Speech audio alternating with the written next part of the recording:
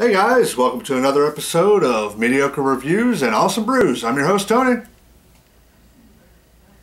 And today we're going to be reviewing Rogue's John John Ale. This is their hazelnut brown nectar aged in hazelnut spice rum barrels. Had some issues finding the ABV on this. Searched it up, some said 5% ABV, some said 5.2, some said 5.6, some said 12 degrees Plato, some said 13 degrees Plato. My bottle says 14 degrees Plato, so that's somewhere around 5.6, 5.8, depending on how you what formula you use to calculate it. If you just use the divide by 2.5, you get 5.8% ABV. If you use the more complex formula, it's closer to 5.6 ABV. So around that range, upper 5%. 33 IBUs. Pretty interesting sounding beer. I've not had it before. Label says a nutty twist to a traditional European brown ale. Dark brown in color with a hazelnut aroma, a rich nutty flavor, and a smooth malty finish. Well, let's go ahead and see if that's accurate or not.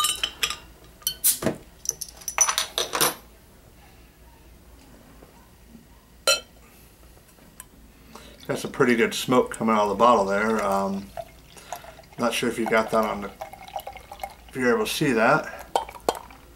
Ooh, a little bit splashed out there. Okay. Oh, a lot of bubbles just sitting in there. Some of them, a few are streaming up on my side.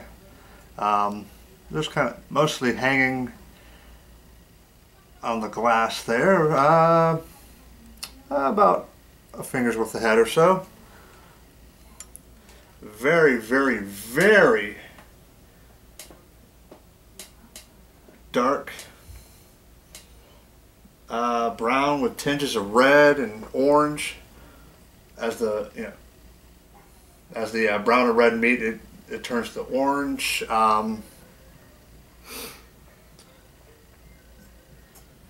There's some light getting through, but you really can't see it. See through the beer, I should say. Let's go ahead and get a nose on it. See what this is all about. Definitely get a little bit of a nutty aroma there. Sweetness. Caramel. Definitely caramel. A little bit of spicy, like spiced rum. And maybe, I don't know, maybe molasses sort of thing going on.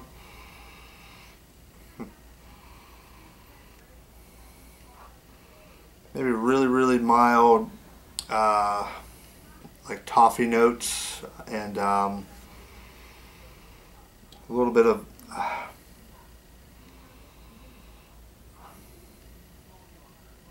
like vanilla notes from the oak, I would guess.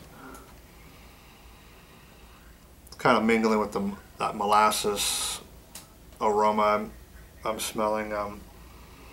So I can't really tell the two apart. I'm not sure if it's molasses or if it's vanilla, sort of. It's bizarre. Well, yeah, let's cut to the chase. Let's go ahead and taste it. Cheers.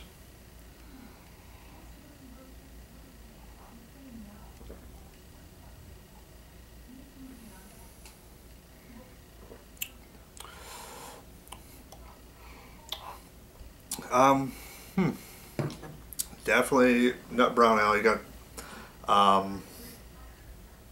got like a sweet caramelly sort of thing. You got notes of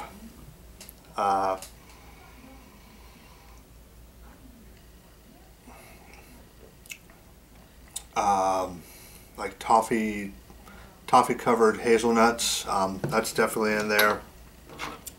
You get a little bit of that weird nutty bitterness. Not There's no hop bitterness in there whatsoever, but that bizarre bitterness you get from nuts. You know, you kind of eat, you get a hold of one, it's like, you know, what in the world is that flavor? It's kind of an off nuttiness, off flavor that you get from nuts every now and then. It's not prominent in the beer whatsoever, but it's kind of just right there in the back of the palate, and it's very, very faint, but it's, you know, kind of like when you eat nuts, you get that one, you're like, okay, maybe I shouldn't have ate that one, you know, but I mean, it's much more subdued than that. It's kind of weird.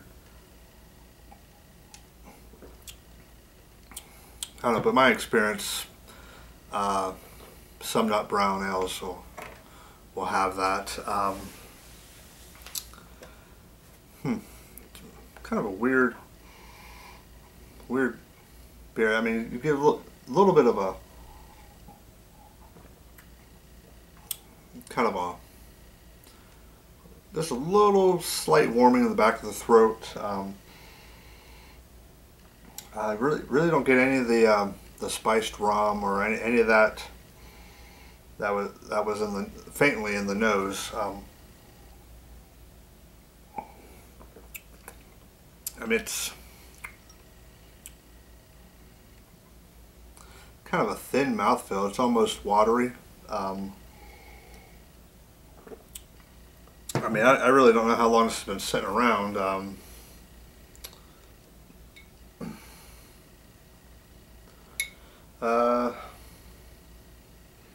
Have no idea whatsoever. Probably would have been a lot better if it was fresh. I know this has been out for a while. Because I mean, I see it almost every beer store I go to. It's just sitting there. It's usually hidden in there with their John Dead Guy Ale aged in the Dead Guy whiskey barrels.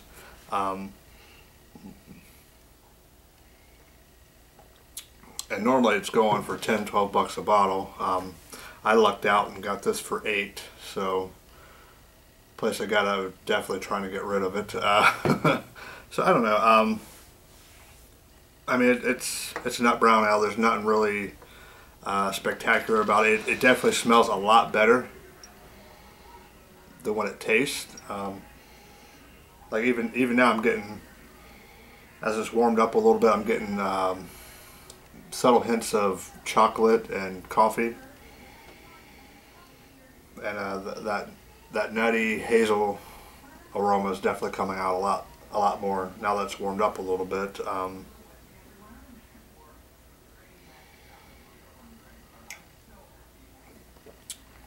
You know what, give me a little bit, see how this warms up, and I'll be right back with my final thoughts. Okay, I'm back. Let this thing warm up. It's actually improved dramatically. That butter toffee covered hazelnut, that flavor's really come up. The malty caramel sweetness has come up.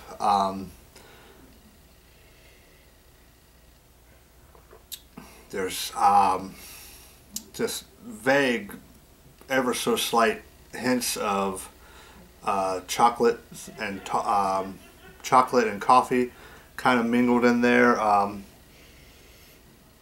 That weird hazelnut bitterness, you know, like that weird nutty aftertaste has vanished. Still don't get any of the rum. Some of that rum, that hazelnut rum flavor, would have added a lot more depth to the beer, a lot more complexity and character. But it's been sitting here for about an hour or so, give or take, and the flavor is enhanced dramatically. I mean, I know that happens when a beer warms up, but I mean, it was an okay brown ale. Nothing to really write home about. Hey, it's a brown ale, pretty much like every other brown ale.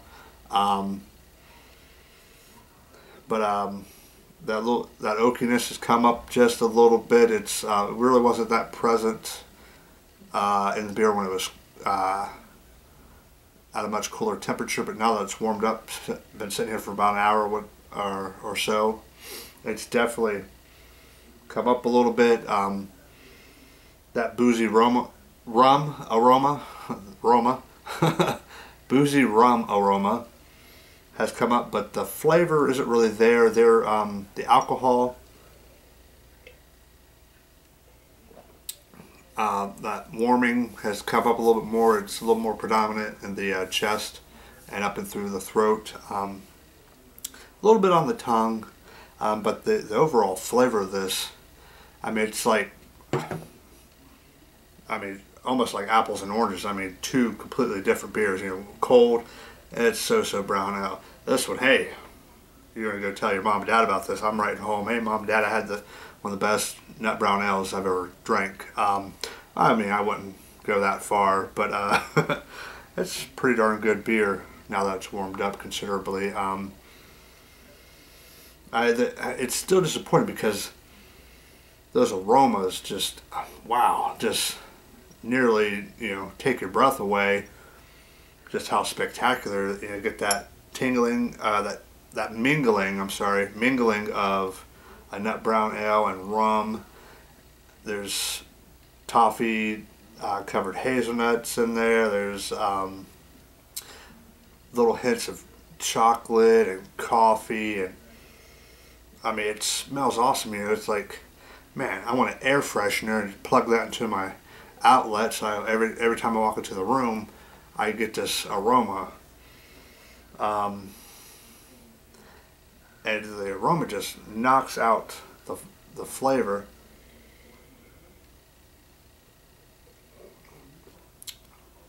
But like I said, the flavors definitely come up tremendously. Butter toffee hazelnuts there.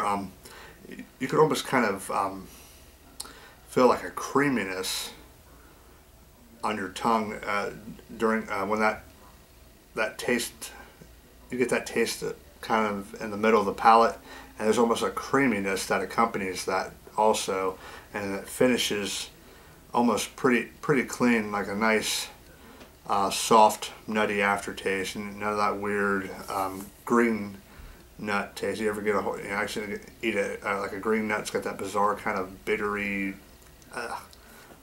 almost like a rancid sort of flavor. I don't know how else to explain it, but hey, I'm gonna pour the rest of this in here. Oh, this was a 22-ounce bomber. I don't know if I mentioned that. I think 22 ounces. Yeah, 22-ounce bomber.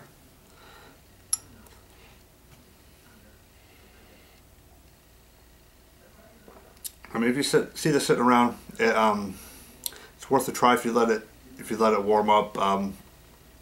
I'd say at least 30 to 45 minutes. But around that 60-minute mark is when the magic happens. Woo! And I think I misspoke earlier. I think I said if you divide it 14 degrees Plato by 2.5, you get 5.8. I meant to say 5.6. I think the more complicated formula gives you 5.8. I think I had those flip-flopped. But hey, this is worth a try. I would say go out of your way and get it, especially if you see it sitting on a shelf for 12 bucks, 10 or 12 bucks. If it's sitting there for 8 or even cheaper, pick it up. It's going to be one of the better nut brown ales, like I said, if you let it warm up. But hey, I'm getting the heck out of here. Cheers.